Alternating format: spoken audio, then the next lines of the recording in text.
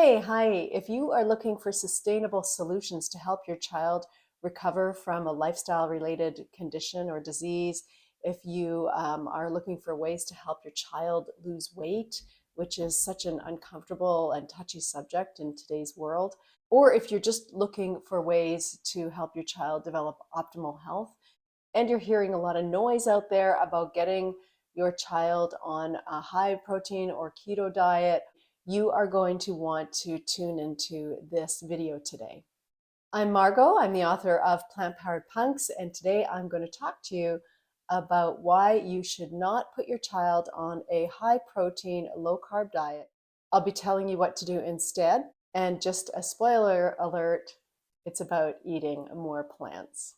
Let's face it, high protein diets are all the rage right now, and that's because for adults, they work temporarily most of the time, a lot of the time. But what is the cost? They rarely work long term because, quite honestly, these diets, high protein, low carb diets, are not designed for humans. We are obligate carbohydrate consumers. We actually produce a carbohydrate digesting enzyme in our saliva called salivary amylase. This is a trait that we share with herbivores.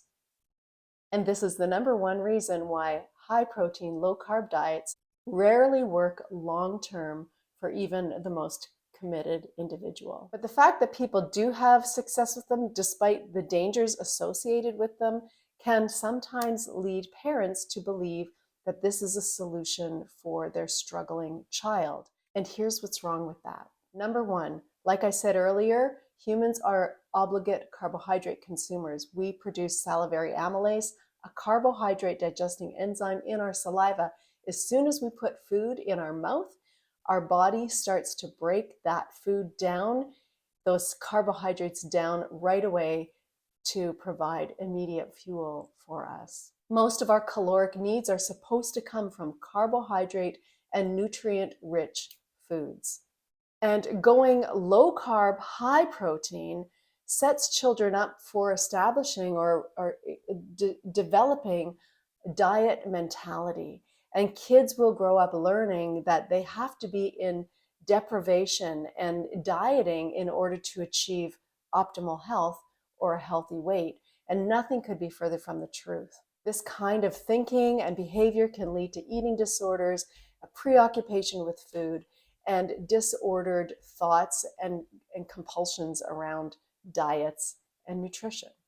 So once kids develop that dieting mentality, that dieting mindset, it is really hard to grow out of. It's really hard to break. And it's very easy to grow up in this cycle of dieting and extreme behaviors in order to feel better about your body. And this is just not something any of us want for our kids. Going low carb, high protein can also lead to nutritional deficits, constipation, fatigue. And if your child is also doing keto, this can be really hard on kidneys. And in fact, ketosis can lead to kidney diseases and kidney stones. This whole process can also lead to bone loss, which is absolutely the opposite of what we want for our children. This is the time in their lives when they should be actually getting bigger and stronger bones.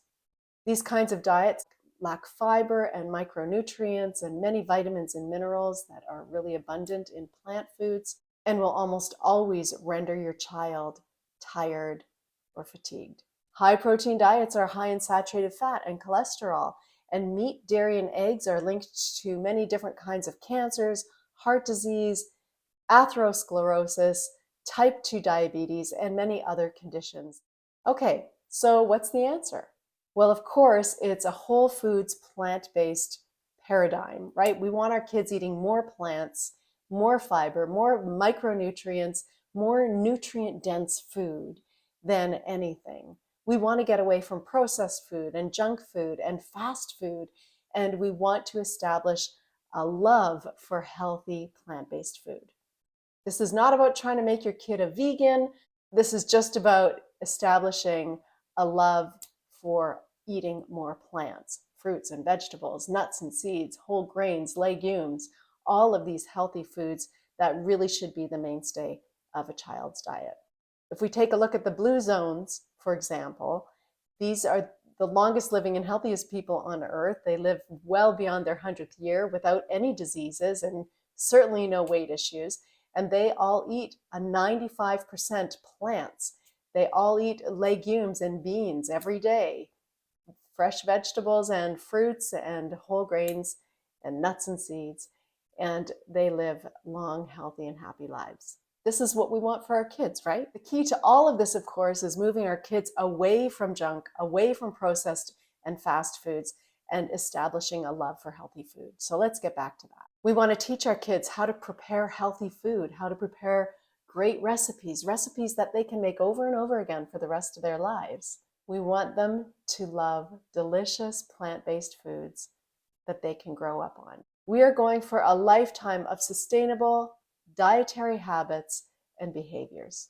This way, we can ensure that our kids are getting a naturally anti-inflammatory diet, rich in fiber and micronutrients, in complex carbohydrates, healthy fats, and plenty of protein.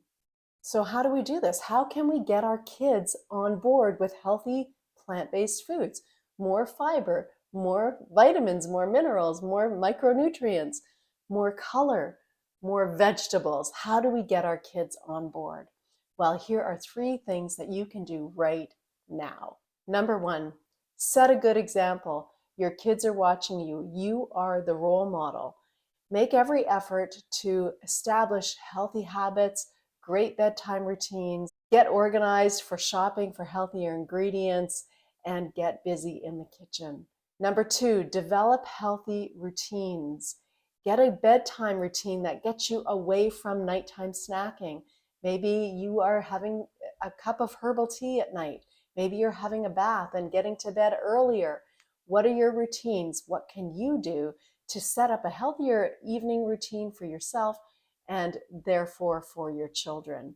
And what about Sunday batch cooking? What if you could double up a good healthy recipe on a Sunday so that not only do you have a healthy meal on Sunday, but you also have a healthy meal and some leftovers for maybe lunches during the week, or even an evening meal on nights where kids have sports or activities where it's just so easy to end up going through a drive-through.